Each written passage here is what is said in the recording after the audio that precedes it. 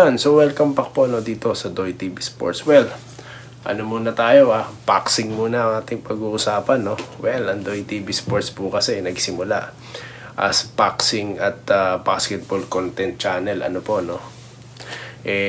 ngayon ang ating pong i-update. Mamaya na po ang San Miguel at ang ito pong ating Meralco Bolts Well, ito muna ang ating kababayan, ang ating ibabalita na nanalo po. Siya po'y lumaban dahil nasa ilalim siya ng ticket ng Gervonta Davis fight at pag-uusapan din po natin yan.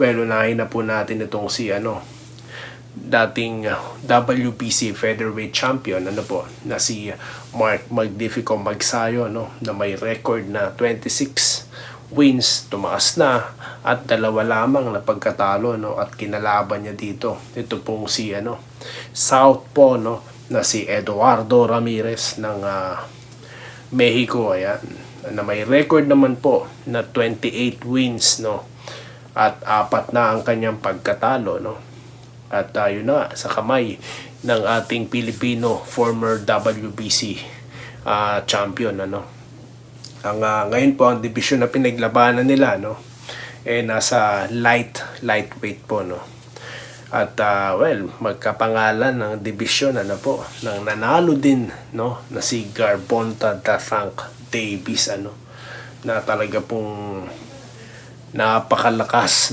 grabe, pinapagsak niya po ang walang talong Amerikano din na tinatawag naman pong The Ghost na si Frank Martin at yun nga po, grabe ang napaka-brutal ng ginawa niyang paggulpi rito kay Martin dahilan para matapos ang laro, ang boxing sa 8 rounds.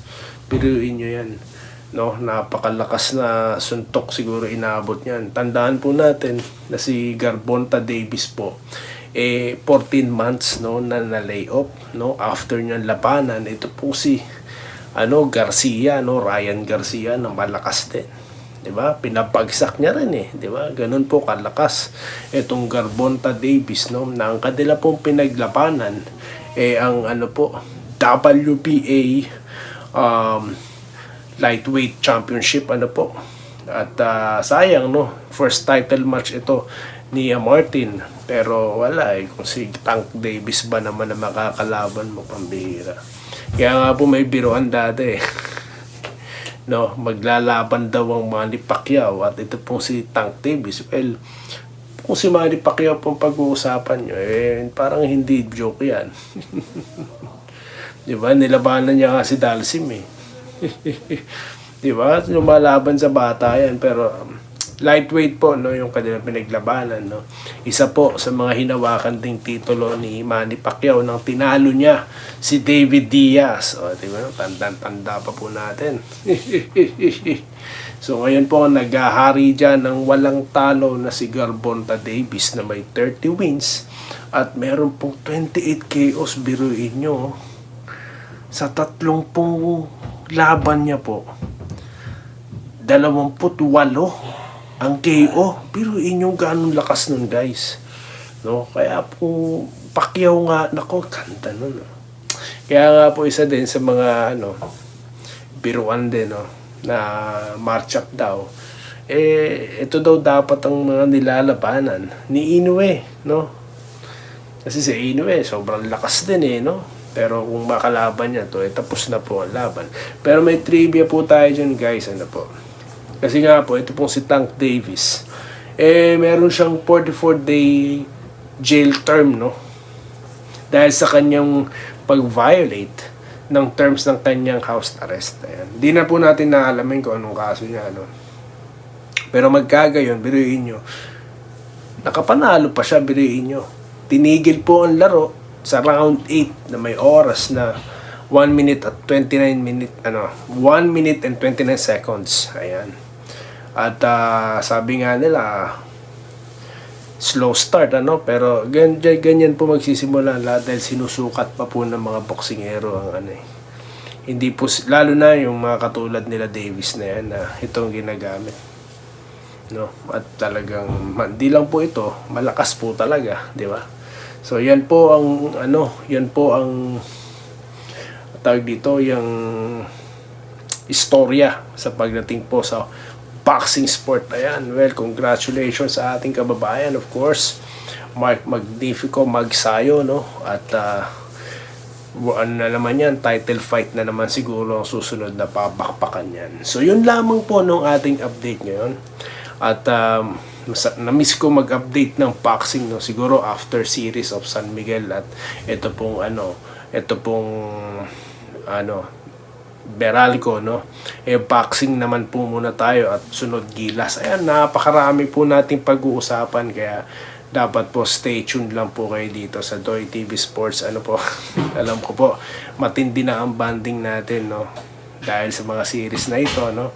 Pero yun na nga, dire-diretso na po tayo dahil ang Doy TV Sports and Day and Diga YouTube channel, tuloy-tuloy na po ito, no? Hindi na po tayo magbe-break kasi po, nag-break tayo ng ilang buwan dahil masyado po tayong busy, no, sa mga bagay-bagay. Kaya ngayon po, nakapag-focus na ulit po tayo dito sa sports.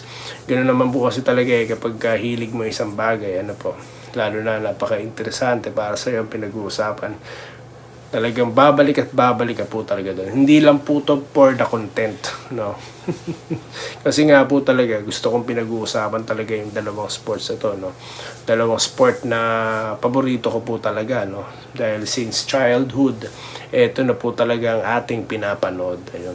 At yun na nga po, marami po tayo naging subscribers dahil po sa ating mga contents, no? Patungkol po dito, no? Mga kwento po ng mga matitinding kwento po yung ating nilatag na. At ngayon po, nagko-commentary po tayo at the same time nag-update po tayo, no? I would like to show some videos nga po sana, kaso po mas maigi po mag-komentaryo na lamang po tayo, no, bago tayo makopyright. So kaya yun po, no. So yun po ang naging istorya natin, at kung nagustuhan nyo pong ating pag-update na ito, no, ating content na ito, well, pasuyo na lang po ng like, no, at subscribe na rin po, no.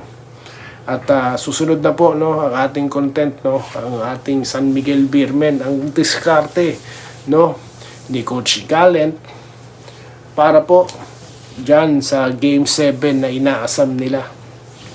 Game 7 muna, tsaka na yung kampyonato, kailangan ipanalo laban sa Game 6. Mamaya na po yan. Kaya yan na po, pag-uusapan na po natin yan ngayon. At muli, ako po yung magpapasalamat at magkikita-kita po tayo sa susunod na video content. Dito lamang po sa Day and Diga at Doy TV Sports. Muli, maraming salamat po sa inyong panonood. Salamat po sa panonood.